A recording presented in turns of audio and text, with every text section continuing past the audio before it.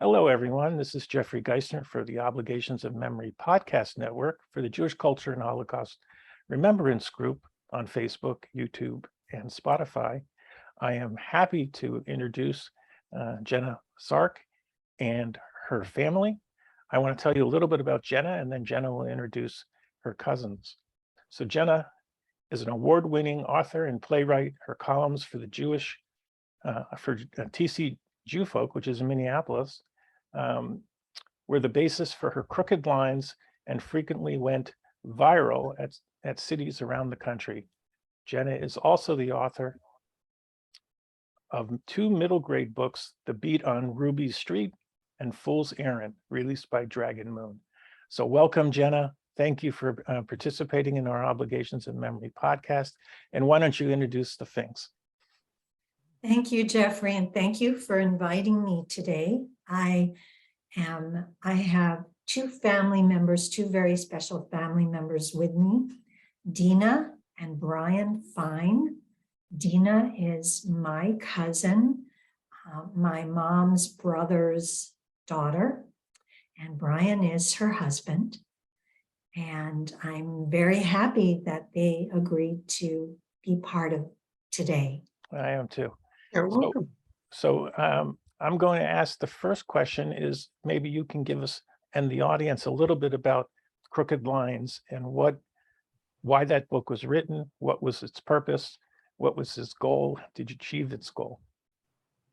Well, Crooked Lines has a subheading, A Single Mom's Jewish Journey, and it was brought about because I found myself a reluctant single mom very suddenly some years back, and decided that I needed a more positive way of looking at things and life. And I started out rejoining another synagogue. I was married at the time to a cantor, had to leave that synagogue, joined another, and started a journey looking through the lens of Jewish holidays and rituals. And then started looking at how I could raise my own son Jewishly without being part of a clergy family. And after that, actually, there came a point where I remarried someone who was of a different faith. I had to navigate that Jewishly and figure that out, and then had to say goodbye to my mom and dad. And so I kept thinking about this, and when a local magazine asked me to write something Jewish, I thought, this is what I need to write. So I started writing columns, and my book was born of that journey. You know, it's interesting, and I think we talked about this, but I spent from 2005 to 2019 in Minneapolis, and so I'm so well aware of GC Jewfolk. I get the newsletter every week, so it's so now I have a connection to look for your articles. Are you still writing for them? I do. I did a podcast recently on September 5th that is part of Who the Folk. I have been writing new columns and sometimes reprinting old columns. Yes, nice. And Year. where are you living? You don't just the neighborhood in Minneapolis. I'm across the river, so right across the river from Minneapolis. You're in St. Paul. Huh? Yeah. And you do cross the river to go to Minneapolis. I do. You know, you need a passport to do that. I know. I have mine. So I know. And so, Dina, I wanted to give you the opportunity to tell a little bit about yourself, how your career, if you had one, a little bit about you, and I'll go to to Brian. And Dina is an incredible artist. I just want to throw that out there. Well, I always painted from the time I was very young. So that's something that, is part of me. Judaism has always been very important to me. As far as this particular topic goes, my parents never really said anything. They never talked about any other family members who might have been involved in the Holocaust. They were here. My father was born in Europe, but was brought here when he was very young, between 1 and 4. And my mother was born in this country. So, they never really talked about it. I got most of what I understood as a young girl from the books that I read, and it's an interesting story. They didn't talk much about things, but they left books around the house that they thought I would read, which I did. But it was quite, I just realized that, I was thinking about it when I was reading these questions over that you sent, Jenna. And I just realized that that's what they did. And it was probably deliberate. I never really thought about it before. And why don't you say a little bit about your background, Brian, and follow up on what Dina has said about what her parents has said or didn't say about the Holocaust. Sure. I grew up in a very Jewish household. My father worked for the Jewish press for many years. He wrote a column called, speaking of memories, it was called I Remember When, and it was actually published into a book. But more importantly, it was really part of the fabric of my growing up.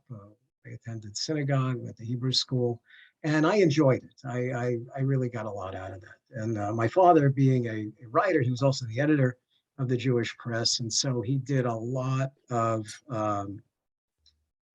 articles on the Holocaust. So I actually have a pulp collection in the basement of Holocaust books, which I know they're probably not available anywhere. I really am holding on to this. I have to do something important with it because otherwise these things are going to decompose. But and I do know that my mother had family that she used to say that, during the war, they were sending letters and then they stopped sending letters. So that was the understanding that they probably taken away. So, so I kind of like the Jewish aspect of life, and I stayed with it. I spent the year in Israel. I worked on educational television there. And now I actually am a member of 4 different synagogue organizations and became the president of one of them. So I think I have need a 12-step program for serial synagogue joining addiction. And where are you both located so our audience can kind of... We're on Long Island, North Belmore, Nassau County. All right, terrific. And then I'll go to you, Jenna, with the same question. When or if, or perhaps not, did your parents mention to you what's the earliest memory that you know of an inquiry around the Holocaust? The earliest memory I had, they did not talk about it when I was a child. Although my dad was overseas during World War II and was in the Philippines. I think at the time, maybe they were sending Jewish people to Asia instead of Europe. I don't know. That's what I heard. He talks about, experience. He showed pictures during the war. I know he was proud that he could serve. The first moment that I heard about the Shoah, I was in Jewish day school. I was 7. And my teacher, I think we were all misbehaving, during class. And we had English teachers and Hebrew teachers. She was our Hebrew teacher. She had a strong accent. And she started talking about, she said, now I'm going to tell you the story of my life. And she started talking about these camps and being Jewish and being captured by the Nazis. And suddenly the class, which was full of chittering children, became silent. And we were listening to this horror story about she and her sisters eating grass because that was all there was. And marking them with the tattoos and losing her parents, and she was crying. Do you know which camp they were talking about? No, Okay. I mean, I was 7 and Okay. my memory is good about some things and not That's all right. so much about others. But I never forgot it. I mean, it was just astonishing. And so I went home and then I talked to my parents about it. And I remember saying, my teacher said this happened. And my mom said, yes, it happened. And we don't talk about it much, but it was a terrible thing. My dad came home late. A lot of times I was in bed when he came home. But I think they carried, I think all Jewish people, whether our experience is direct or not, we carry this trauma. It's been passed down. I think my parents had a lifelong fear of people that weren't Jewish. And I know when I married and I talked about my in-laws, my dad mentioned something like that. We don't know them and I'm scared of these people. And it broke my heart, you know. And this was your second marriage, right? Yes. Okay. So you tickled us with a little bit about your father and working in the war. So why don't you I think you have much more to say in that topic. So I'll help you, but I'm not a historian by any means on the show, but there were many Jews, maybe 20,000 Jews who got forged passports or identity papers by Sukahara from Japan, and also Jan Schwartendijk from the Netherlands, who was actually a semi-politician who was working in Germany, and they got these transfer passage to Shanghai. And there are a number of really good movies, and I'm a big Holocaust movie buff, because my parents were unlike you. My parents were survivors, both of them. And they never spoke to us at all. It was, father was from Berlin, my mother was from Czechoslovakia. In 1944, the whole family was deported to Auschwitz, and 3 sisters survived, and her father, she lost her mother and her baby sister on the first day from gas. So my mother absolutely refused to discuss it. So part of and when I lost my parents, and then it was a COVID project, really, I decided that I was going to figure out, if I could, what my parents' journeys were. So part of that was this research that I'm sharing with you. So tell us a little about your father and his Philippine war experiences that you know of. Well, he left in 1942. He married my mother. My parents were a lot older than me. They were in their 40s when I was born. They got married in December of 1942. Then he went to basic training. He shipped out and went to the Philippines. And he didn't talk much. He became a sergeant. And I also heard that was like the most you could do as a Jewish person. I don't know, in terms of advancement. He didn't say that, other people did. There are pictures of him with a little monkey. He had a little monkey and drinking a Coke. It was just fun pictures of him. And also, I need to apologize. I have a new kitten. She's running up and down. I hope she's not making a terrible amount of noise. I have a dog, so don't worry about it.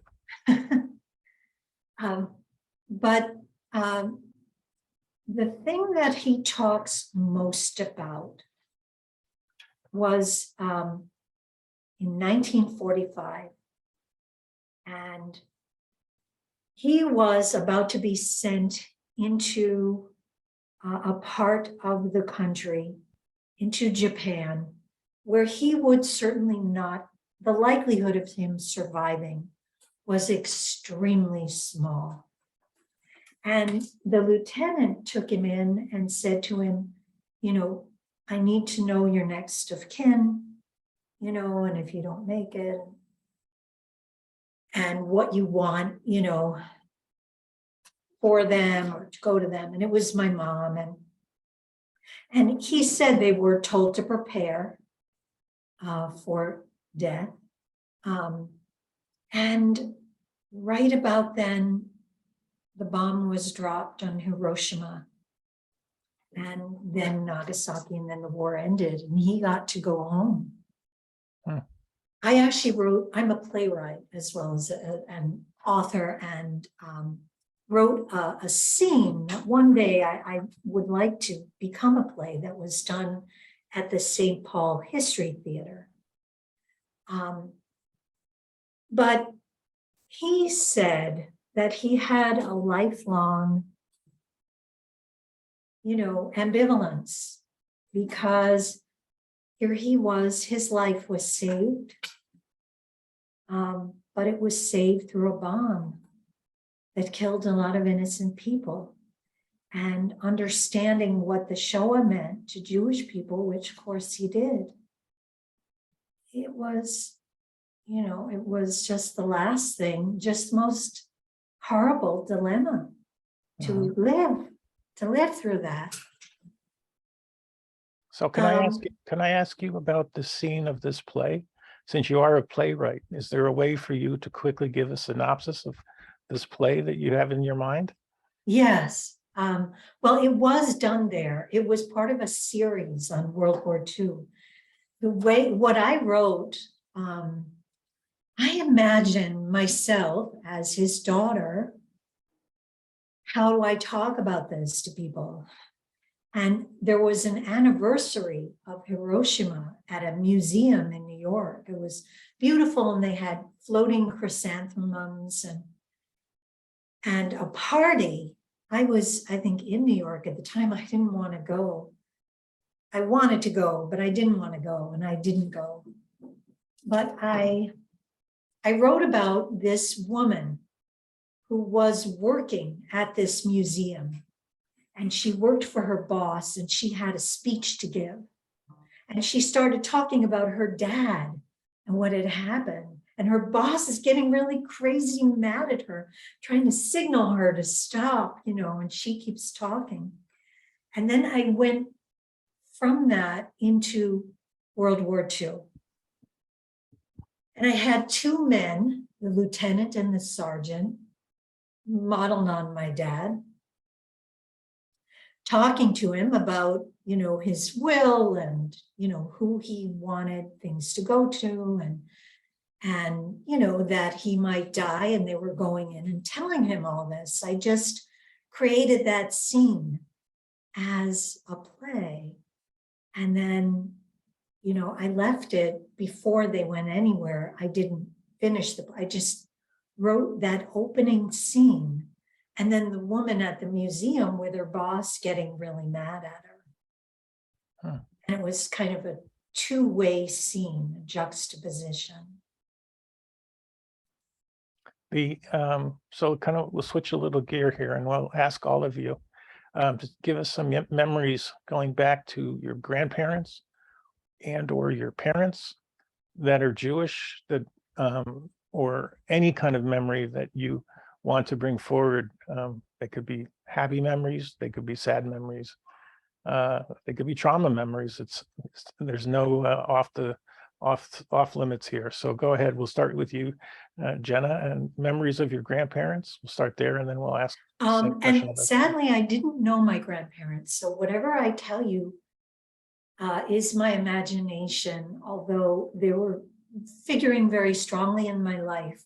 On my paternal side, my father's father, and I write about this in my book, he was growing up in Russia, in Latvia, and he was about to be drafted into the army. And apparently the Tsar's army at that time kept Jewish people for 25 years or so, fighting in the Red Army.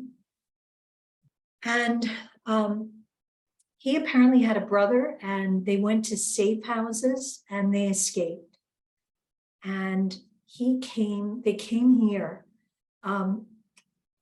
What is sad and I only heard this recently, is they sent his brother back, my grandfather. There was some reason he didn't get to stay. My grandfather's name was Joseph Zark, and we looked it up. And he came here with barely any money in his pocket, the old-fashioned immigrant story. He met my grandmother who was here. She was Esther Kaplan. She had red hair, long red hair. She loved Charlie Chaplin.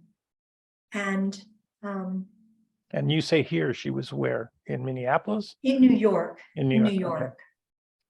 I didn't come to Minneapolis until my first marriage. Okay. And St. Paul. Okay. Right, Mhm. right. But it was an extraordinary story to me that he escaped the Tsar and was able to come here. He was a klezmer musician. The stories about him are that he was paid with whiskey. So unfortunately, that led him toward alcoholism. He was a very fine musician. I think he played the clarinet. I have pictures of them both. Very handsome couple. My mother's family, I know my grandmother was supposed to be really smart, incredible baker. My grandfather on my mother's side, Louis, was, I think, a foreman in Russia, in middle of Russia, Mezhbush or something like that. And he rode a white horse, my mother told me. Her dad died, my grandfather died when she was 12. It broke her heart. She said she had to go to work very early and she lost her childhood. She would cry when she spoke of this. She worked during World War II as a forelady in a factory. And before World War II, and my parents met on the phone. And my dad liked the sound of her voice and he asked to meet. And when they met, he said he fell in love with her immediately. She was so beautiful. That's what he told me. So the stories that I have about my grandparents are extremely precious to me because I didn't get to meet them. Okay. So let me ask Dina the same question, and then I'll go to you, Brian. As Jenna said, I never knew my grandparents.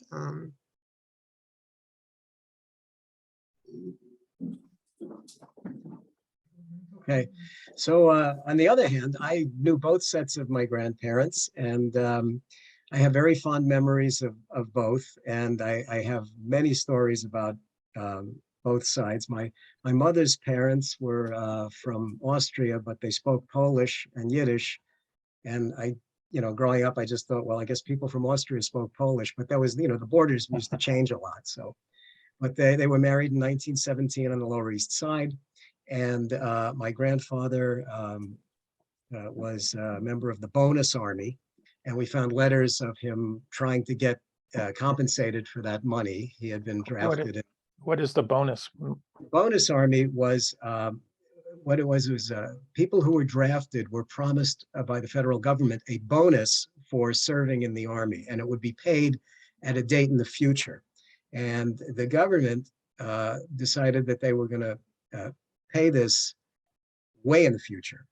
And during the Depression, a lot of these men, they needed money. So they went to Washington and they tried to, raise some consciousness amongst the politicians so that they should get paid. And it was it's kind of a sordid part of American history, how they treated members of the Bonus Army. So I have letters of that.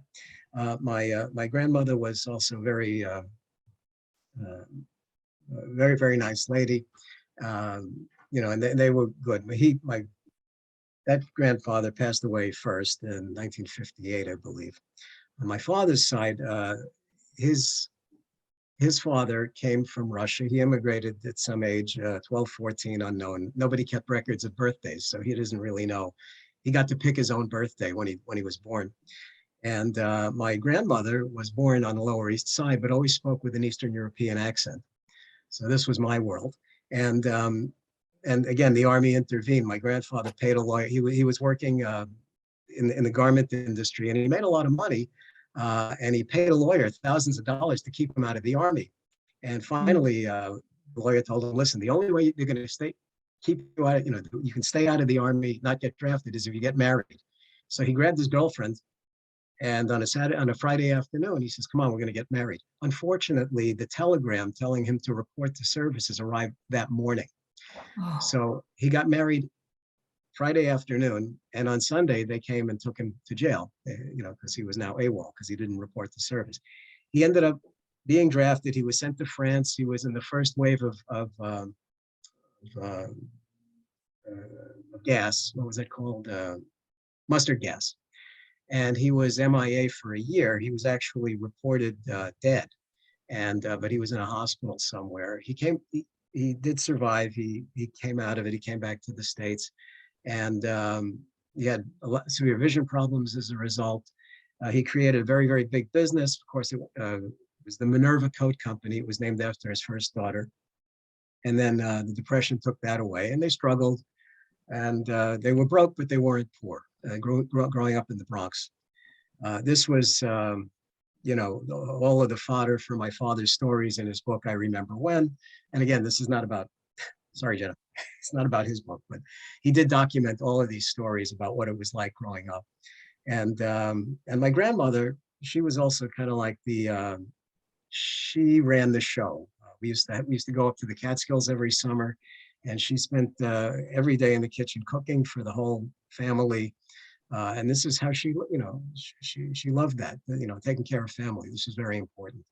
So, but again, probably relatives did pass away in the Holocaust. Again, it was never talked about. So we'll switch to parents now. So Jenna, you'll tee it up by saying, the memories of your parents, and we are going to take that a step at a time. So we'll go to the very early on as to what you know about your parents and their histories. Well, my mother talked a lot about her mom. And so Dina, you might, it might be helpful too, because it was the same mom for Dina's dad. Yeah, but he never talked about it. He never. Yeah, that's so he funny. never Your dad shared any. was very quiet. I have to talk about my Dina's dad for a moment, because every year we would go to Seder at their home, and her dad, Irving, would lead the whole Seder And it was top to very bottom. And he, and it was a long Seder for children, for young children. And my cousin Johnny was closer to my age, would always say, we can't be excused until my dad has had his coffee, and it was, he seemed to me to be a very stern guy. Maybe Dina will tell us differently, but I think he was. He wasn't terribly affectionate growing up. And he had his ways. So it was unfortunate that he didn't know his grandchildren. He died. He was 60 when he died. So that's not old. And of course, Idly's. I had a sister who has since passed away. Children were born just before he passed away. He had sold he was a CPA, and he sold his business, and my parents bought a condo in North Miami. And that's where he died. He died right after moving there. It was within weeks. Wow. Just passed away. It was very sudden. And Yeah. your parents, Jenna? So my parents we lived in, I was born in Brooklyn, New York. We lived mostly some in Fort Lee and some later in Englewood, New Jersey. My father, when he came back from the war, my mother, I don't know how she did this. She saved an exorbitant sum while she was working as a forelady in New York. And what she is saved $10,000. $10,000. What is a floor lady? a forelady, like a foreman, but a forelady is Okay. what she would call it. You know, in charge of all the work that was going on as manager. So she saved this money, which then was a great deal. And she asked my father about going into business. She thought that was the way to make money. And they opened an appliance store called the Royal Mart when Where? it was in Jersey City.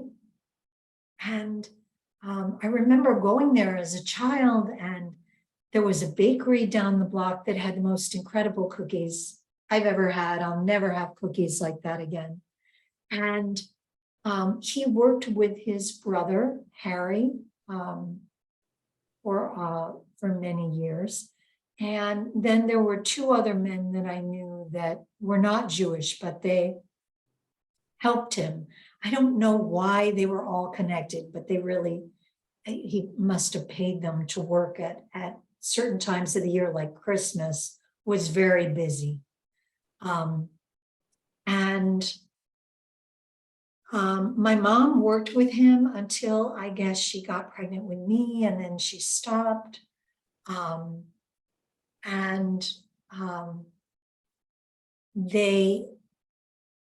I just remember the store was very much at the center of my dad's life. He came home late. She had dinner ready. It was a very traditional marriage in some ways, although my mom was larger than life. She was the kind of character you write about as a playwright, and I have. She was, very, you didn't forget her when you met her. So give us some characteristics that are larger than life. So I'm sorry, you asking me? Yes, I'm saying when you say she was larger than life, what are the sound bites that you can immediately hear? Her laugh was loud. She would burst into song easily. She would sing the whole song, not just a part of the song. If she got mad at you, you knew it, and you ran and hid. and she had very strong, passionate beliefs. Her friends said to me she was the best friend ever. She would really stick up for you and be loyal to you. Her jewelry was large. It wasn't like, where you would wear a little, like I wear small earrings and little pendants, big, large pieces. And she had her dresses made. She was more overweight. And she made sure they were very brightly colored. Were you scared of your mother, or did you look, or what were your feelings towards your mother? I think, and she was also great at helping me with schoolwork. There were days where I adored her, and there were days when I just didn't want to talk to her ever again. And I think, in adolescence, we had a hard time together. And if I can ask Dina, how would you classify Jenna's mother? Her look was very unusual. She wore very elaborate clothes, and there was another sister, which I think was the middle sister, right? Ida was in the middle. They had a sister. Yes, my mom had a middle sister. I guess Dina's dad was the oldest. My mom was the youngest. And Ida was very interesting. She was, to me, a very glamorous aunt. Married a furrier. She was married to a furrier. And I didn't really know her. She died. She had a very rare illness. And,